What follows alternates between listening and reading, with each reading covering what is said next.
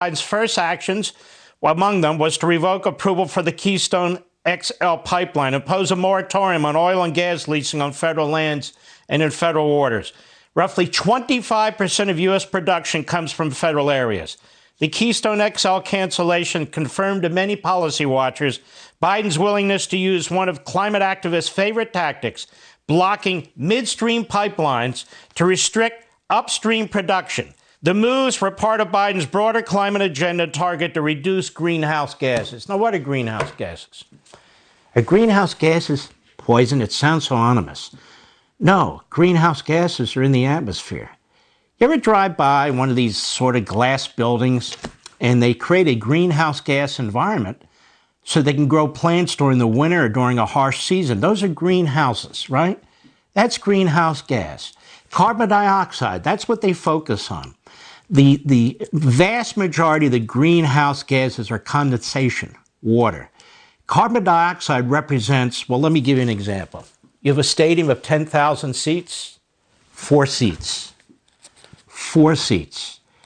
Almost no pollution when you really think about it as a result of carbon dioxide. And what else? Without carbon dioxide, we die. Carbon dioxide is not a pollutant. The federal government doesn't even have regulatory authority to regulate it. It's not a pollutant. What is it? It is oxygen for plants. In essence, plants use carbon dioxide to create oxygen for you and me. Remember, we used 21. Biden updates the social cost of greenhouse gas emissions, dramatically altering the way the U.S. government calculates the real-world costs of climate change. June 1, 2021, Biden proposed eliminating a slew of tax benefits for oil, gas, coal producers in favor of electric vehicles and other low-carbon energy alternatives as part of his $6 trillion budget for the next fiscal year. Biden sent a letter to Federal Trade Commission Chair Lina Khan encouraging an investigation of oil, gas companies and retail gasoline prices. March 12, 2022, congressional Democrats proposed to tax top U.S. oil producers and importers and direct the collected money to Americans. March 21, 2022, Biden's SEC proposes landmark climate rules, which it has no authority to propose at all. And then we have administration has taken to smother energy production, investment, and development. You can look it up. You think from adopting new EPA oil and gas rules to restricting or impeding energy projects, rejoining the Paris Agreement, appointing unaccountable energy regulators, forcing states to restrict driving, raising the price of cars and trucks, instituting a new policy on carbon taxes in organized wholesale electricity markets, raising the prices of common household necessities as a result, stifling energy innovation, altering regulatory cost analyses, imposing new costs on power generation, impeding American exports, raising taxes across the board, and of course, fueling the fire for future regulation and the lack of future investment.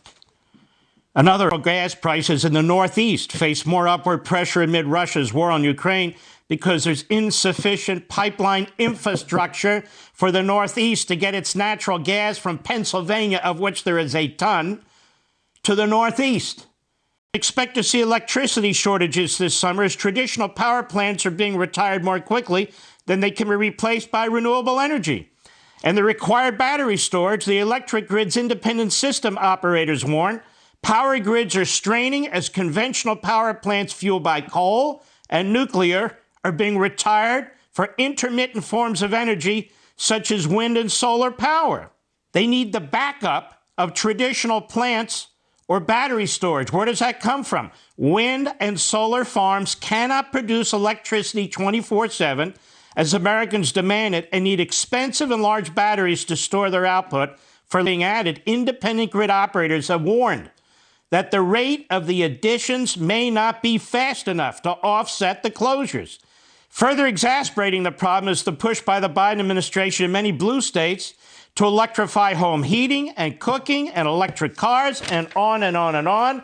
Biden and other world leaders believe that there's too much fossil fuel generating and not enough wind and solar power, and that one can easily transition to net zero carbon, which is not a pollutant, by building wind and solar farms and having them replace existing fossil fuel generators.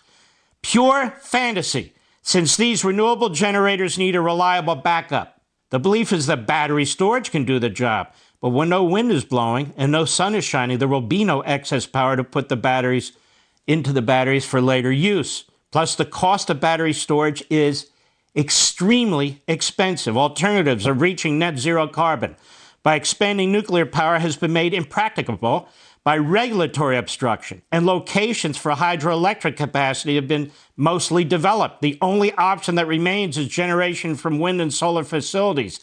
Now, they've had extensive government subsidies over decades, tax benefits, state mandates, and yet system operators are warning that America can expect electricity shortages.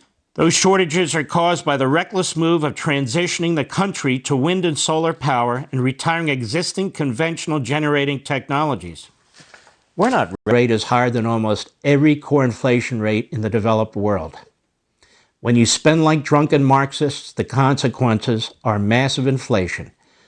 And now what the Fed understands is they have to put the brakes on the economy. You know what that's called? That's not just called a recession. That's called stagflation.